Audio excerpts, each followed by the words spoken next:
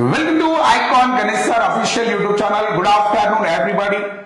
ఈ రోజు మీ ముందుకు ఎందుకు వచ్చామంటే ప్రధానంగా తెలంగాణ రాష్ట్రంలో ఎన్పీటీసీఎల్ కి సంబంధించి కావచ్చు, ఎస్పీడీసీఎల్ కి సంబంధించి కావచ్చు, జేఎల్ఎం గాని జేపీఏ వంటి ఉద్యోగాలకు రాష్ట్ర ప్రభుత్వం 3500 పైచిలకు ఉద్యోగాలతో నోటిఫికేషన్ ఇవ్వడానికి సిద్ధంగా ఉంది. ఇప్పుడు మనకు అందినటువంటి విశ్వసనీయ సమాచారం ప్రకారం మరి దాన్ని దృష్టిలో పెట్టుకొని మరి అనేక మంది ఈ యొక్క ఐటీఐ కంప్లీట్ చేసిన వాళ్ళు, ఎలక్ట్రికల్ కంప్లీట్ చేసిన వాళ్ళు గవర్నమెంట్ ఉద్యోగాన్ని సాధించాలని ఒక కళతో ఉంటారు.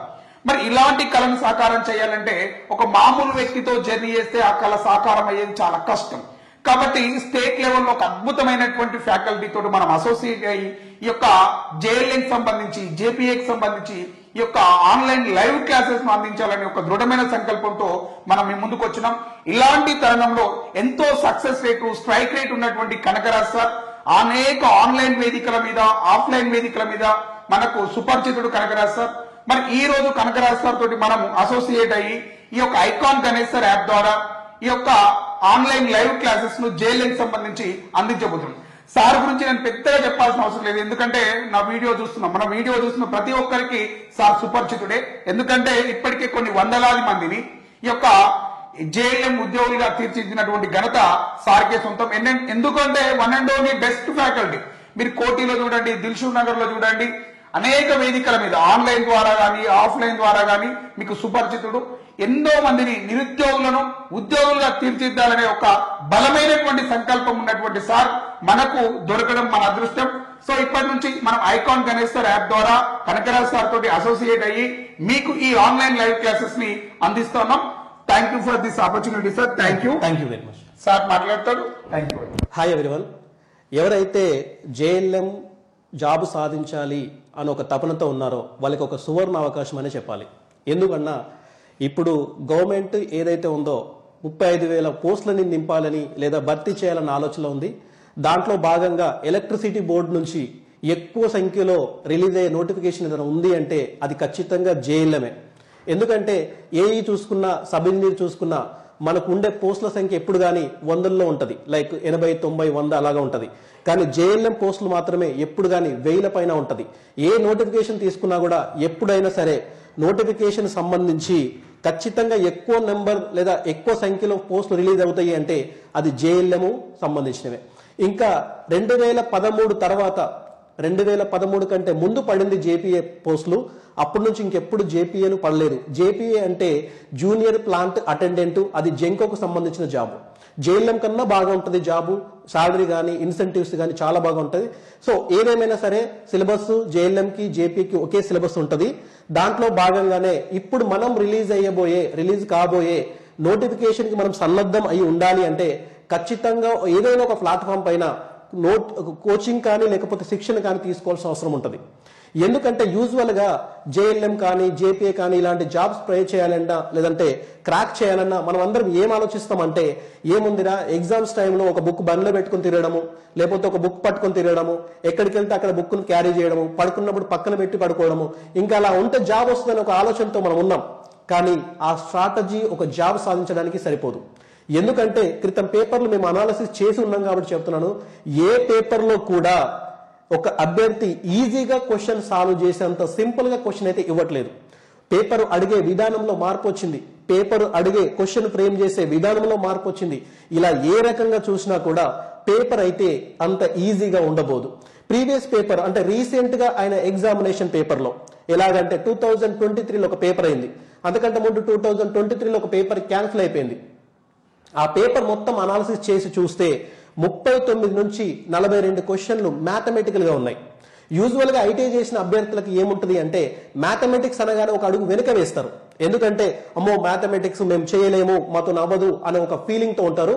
కానీ ప్రీవియస్ పేపర్లు ఏది చూసుకున్నా సరే ఖచ్చితంగా 39, 42 క్వశ్చన్లు మ్యాథమెటిక్స్ వచ్చినాయి అంటే ఈసారి జరగబోయే పేపర్లో కూడా ఖచ్చితంగా అలాంటి ప్రోఫార్మా లేదంటే అలాంటి క్రైటీరియానే ఫాలో అయ్యే అవకాశం ఉంది. మరి అలాంటప్పుడు ఏవైనా అభ్యర్థి జేఎల్ఎం గానీ జేపీఏ గానీ రాసే అభ్యర్థి క్వశ్చన్ పేపరు ఆన్సర్ చేయడం మాత్రం పక్కన పెట్టుకుంటే క్వశ్చన్ ని అర్థం చేసుకోవడమే చాలా కష్టంగా మారుతున్న ఈ తరుణంలో ఖచ్చితంగా అభ్యర్థికి ఒక ప్రాపర్ ప్లాట్ఫామ్ పైన, అది ఆన్లైన్ అవనివ్వండి, ఆఫ్లైన్ అవనివ్వండి, ఏదో ఒక రకంగా మీరు ఖచ్చితంగా కోచింగ్ తీసుకోవాల్సిన అవసరం అయితే ఉంటది. ఎందుకు కోచింగ్ తీసుకోవాలి అంటే, క్వశ్చన్ ఎలా సాల్వ్ చేయడం మాత్రం పక్కన పెడితే అసలు క్వశ్చన్ ఏంటో అర్థం కాని పరిస్థితిలో ఇప్పుడు ఉన్నాం మనం.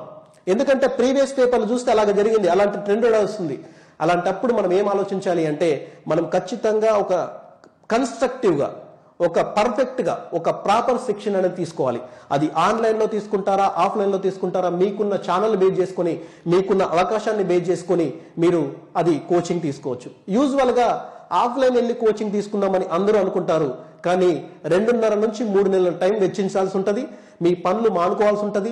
ఎవరైతే కొందరు ఆర్టిజన్లుగా పనిచేస్తారు, కొందరు ఏదో సబ్ స్టేషన్లో పనిచేస్తుంటారు, కొందరు హెల్పర్లుగా పనిచేస్తుంటారు, వాళ్ళందరూ ఫ్యామిలీని లేదా వాళ్ళందరూ ఉన్న పలంగా జాబ్ను వదిలిపెట్టి ఎక్కడో వెళ్ళి ఏదో ఇన్స్టిట్యూట్కి వెళ్ళి కూర్చొని 3 నెలలు లేదా 2.5 నెలల టైం వెచ్చించడం అనేది చాలా కాస్ట్లీ వ్యవహారం. సో అలాంటి అవకాశం ఉన్న వాళ్ళు ఎలాగో వెళ్తారు, దాంట్లో ఏమాత్రం మార్పు లేదు. కానీ ఆఫ్లైన్లో వెళ్ళి 2.5 నెలలు కూర్చోవాలి, అలాంటి ఓపిక ఉండదు లేదా అవకాశం ఉండని వాళ్ళకి ఈ ఆన్లైన్ ప్లాట్ఫామ్ అనేది ఒక అద్భుతమైన అవకాశం అని చెప్పుకోవాలి. సో నేనేమనుకుంటున్నా అంటే, మీరు ఖచ్చితంగా ఈ ప్లాట్ఫామ్ ని మీరు యూటిలైజ్ చేసుకొని ఖచ్చితంగా జాబ్ కొట్టే వాళ్ళలో షార్ట్ లిస్ట్ అయ్యడానికి కావాల్సిన స్ట్రాటజీ మీరు సంపాదించుకొని మీరందరూ ఒక అడుగు ముందు ఉండాలని నేను ఎక్స్పెక్ట్ చేస్తున్నా. సో డెఫినెట్ గా మీరు నాతో ట్రావెల్ చేయండి, డెఫినెట్ గా మిమ్మల్ని నేను షార్ట్ లిస్ట్ లో ఉంచే బాధ్యత నేను తీసుకుంటాను. ఎందుకంటే ఖచ్చితంగా నేను 2018 నుంచి ఇప్పటి వరకు చాలా మందిని నేను జేఎల్ఎం గా ప్లేస్ చేసిన. అంటే జేఎల్ఎం గా అంటే నేనే చేశానని కాదు, సో నేను వాళ్ళకి శిక్షణ ఇచ్చడం జరిగింది. దాంతో పాటుగా వాళ్ళు ఓన్ గా వాళ్ళు ప్రిపేర్ అవ్వడం, నన్ను ఫాలో అవ్వడం, నోట్స్ ఫాలో అవ్వడం, నాతో పాటు వాళ్ళు ట్రావెల్ చేసినారు కాబట్టి వాళ్ళు అలాంటి సక్సెస్ తీసుకున్నారని నేను నమ్ముతాను. సో ఇలా పూర్తి క్రెడిట్ నేను తీసుకోవాలని నా ఉద్దేశం కాదు, కానీ ఖచ్చితంగా మీకంటూ ఒక శిక్షణ మాత్రం ఉండాలి. ఎందుకంటే కొన్ని క్వశ్చన్లు ఉంటాయి, కొన్ని క్వశ్చన్లకి ఆన్సర్ చేయడం మాత్రం పక్కన పెట్టాలి. అసలు ఆన్సర్ చేస్తామా లేదా పక్కన, ముందు క్వశ్చన్ అర్థమవుతుందా అనేదే పెద్ద కాన్సెప్ట్ వచ్చి పడింది ఇప్పుడు. ఎందుకంటే క్వశ్చన్స్ అలా ఫ్రేమ్ చేస్తున్నాడు కాబట్టి ఇప్పుడున్న సిచ్యువేషన్ లో వాళ్ళు ఫ్రేమ్ చేసే విధానాన్ని మనం రీచ్ అవ్వాలంటే ఖచ్చితంగా ఏదో ఒక ప్లాట్ఫామ్ పైన శిక్షణ ఖచ్చితంగా తీసుకోవాలి. మాకున్న సమాచారం ప్రకారం అయితే ఎన్పీడీసీఎల్లో 2400 పోస్టుల పైన రిలీజ్ చేస్తామని స్వయాన సీఎండీ చెప్పినారు. తర్వాత ఎస్పీడీసీఎల్లో 1400 పైచీలకు పోస్టులు ఉన్నాయని తెలుస్తోంది. అంతకంటే ముందే ఎప్పుడు ప్రీవియస్ గవర్నమెంట్ ఉన్నప్పుడే 1000 నుంచి 1100 పోస్టులు జేపీఏగా రిలీజ్ చేద్దామని, అంటే ప్లాంట్ అటెండెంట్ గా రిలీజ్ చేద్దామని ఆల్రెడీ ఒక ప్రపోజల్ ఉండింది అప్పటికి. కానీ అది కొంచెం డిలే అవ్వడము, దాని తర్వాత ఇప్పుడు జరిగిన కాన్సిక్వెన్సెస్ మీకు తెలుసు ఎలా జరుగుతుంది. లైక్ జనగణన అని, కులగణన అని ఇవన్నీ జరుగుతున్నాయి. సో కొంచెం వెనక ముందులు. సో ఇప్పుడు వస్తుందా రేపు వస్తుందా నేను చెప్పలేను ఎగ్జాక్ట్ గా, కానీ నోటిఫికేషన్ రావడం మాత్రం 100% పక్కా. అది ఎక్కువ పోస్టులతో రిలీజ్ కాబోతుంది. ఒక్కసారి ఇప్పుడు కనుక పోస్ట్ పడిన తర్వాత, రిలీజ్ అయిన తర్వాత మనం జాబ్ కొట్టలేకపోతే బహుశా ఇంకెప్పుడు కొట్టలేమేమో. ఎందుకంటే రీసెంట్ డికేట్స్ నుంచి జరిగిన ఆ కాన్సిక్వెన్స్ చూస్తే 15 నుంచి అంటే 2015 నుంచి ఎగ్జామ్ పెట్టడం స్టార్ట్ చేసినాడు జేఎల్ఎంకి. 15 నుంచి 23 వరకు 4 ఎగ్జామ్స్ కండక్ట్ చేసినాడు. అంటే ఎస్పీడీసీఎల్కి ఒక 4, ఎన్పీడీసీఎల్కి 1, అంటే ఓవరాల్ గా చూస్తే ఒక 5 ఎగ్జామ్స్ కండక్ట్ చేసినాడు. దాంట్లో ఒకటి క్యాన్సిల్ అయింది, దాని దేని విషయం అనుకోండి. ఒక 4 ఎగ్జామ్స్ కండక్ట్ చేసినాడు.